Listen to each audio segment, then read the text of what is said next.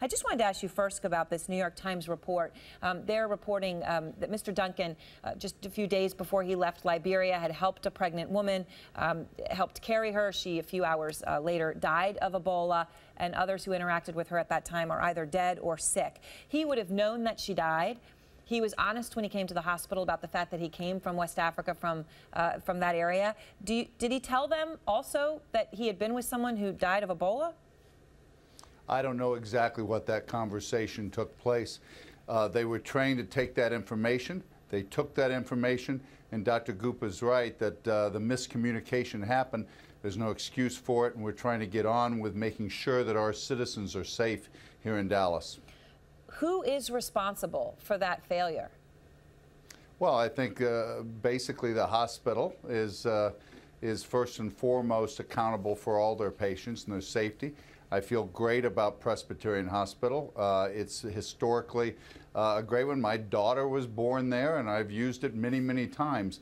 When we deal with a tough situation like this, we've got to be perfect. In this case, they weren't. And what about the issue of the ambulance? I mean, even after this, the ambulance was used for another 2 days. I know it had been decontaminated, but it was still in service. Yeah. Now, obviously, that stopped. But was that also a mistake? Well, not at all, because they didn't. They assumed this person had some other illness. Once they came back and picked him up, they realized this guy was from West Africa, and they then put all their gear in place. They had their protocol, and they followed it exactly.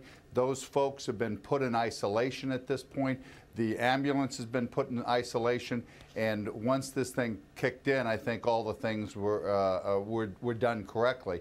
But that early on decision was important. And one thing that confuses me in terms of what officials really know, and maybe hopefully you can help me understand this a little bit, because if the ambulance is now in isolation because they're worried the virus could be somewhere on it, at the same time they're saying, oh, it's not a hardy virus, it dies very quickly. Those two things seem to be, you know, in conflict with each other.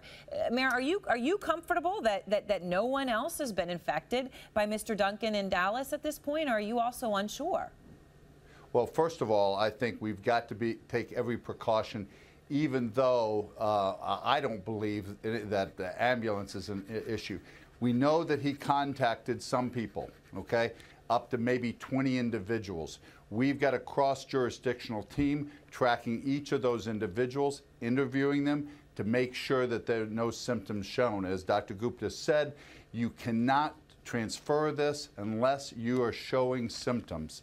And it takes a while to incubate this, so time is on our side to make sure that we capture this and really nip it in the bud so nobody else gets infected. Hopefully in 21 days, everybody's healthy.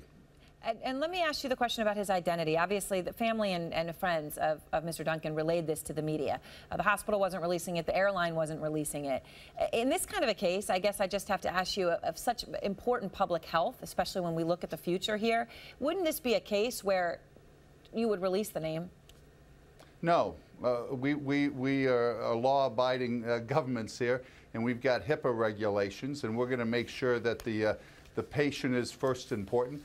And then we're going to make sure that we've followed up everybody he's contacted and make sure that they're not infected, and we monitor those individuals. But privacy is important to me, and I think to this government. I understand that, but what about people who might not know his name, might have come into contact with him and would only know if they saw a picture? So he wouldn't even know their name. Someone he touched when he was buying something at Walmart. I mean, that's frightening, isn't it?